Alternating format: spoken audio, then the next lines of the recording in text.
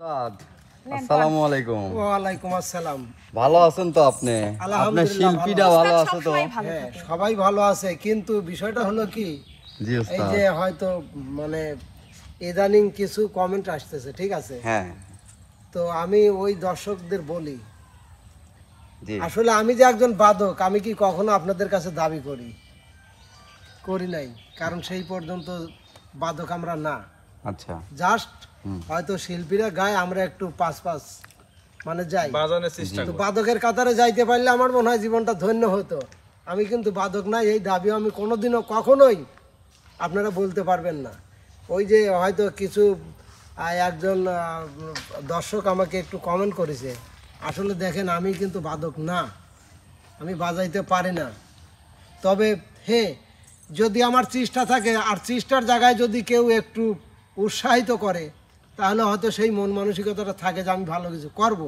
আর যদি সেই জায়গাটাতে এসে একটু খারাপ কিছু বলেন, তাহলে তার মানে ওই বাজনার মানে সে যে আগাবে সেই মন মানসিকতা থাকে না।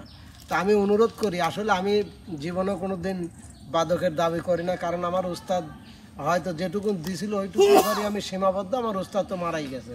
তো যাই হোক, চেষ্টা করি সব সময় একটু মানে স্বাস্থ্যসম্মত কিছু বলা বা করার জন্য। তো তার ভিতরে হয়তো দেখা যাচ্ছে যে কিছু কিছু শিল্পীদের কারণে একটু ব্যতিক্রম হয়, ঠিক আছে, আর এটা হবেই, কারণ এটা অবশ্যই তাই না? মানুষ মাত্রই ভুল, মানুষ মাত্র ভুল হবে, এটা করবেই। হ্যাঁ, ভুলটা আপনারা ধরাই দিবেন, সেটাই হলো সবচাইতে মানে মহতের লক্ষণ। সব সময় ঠিক আছে? মানে একজনের জন্য যে আরেকজনকে দায়ী করে, এটা আসলে আসলে ঠিক সম্ভব না। না, জি। মানে আর এটা ঠিকও না। মানে আমার জন্য যে উস্তাদ দায়ী হবে, এটা কিন্তু উস্তাদ দায়ী না, আমার জন্য আমিই দায়ী। আমি দায়টা আসলেও- খুবই খারাপ ভাবে করেছে, ঠিক আছে।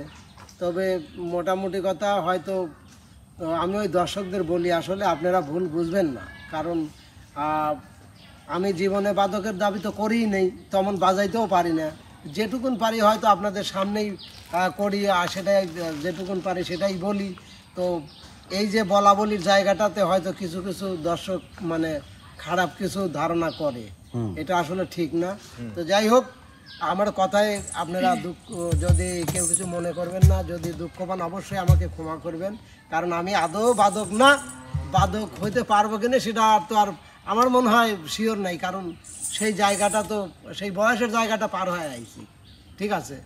তো যাই হোক, এখন রানের কণ্ঠে আমরা একটা মিষ্টি গান শুনবো। তো গানটা ধৈর্য ধরে আপনারাও শুনবেন। জি ওস্তাদ, ঠিক আছে।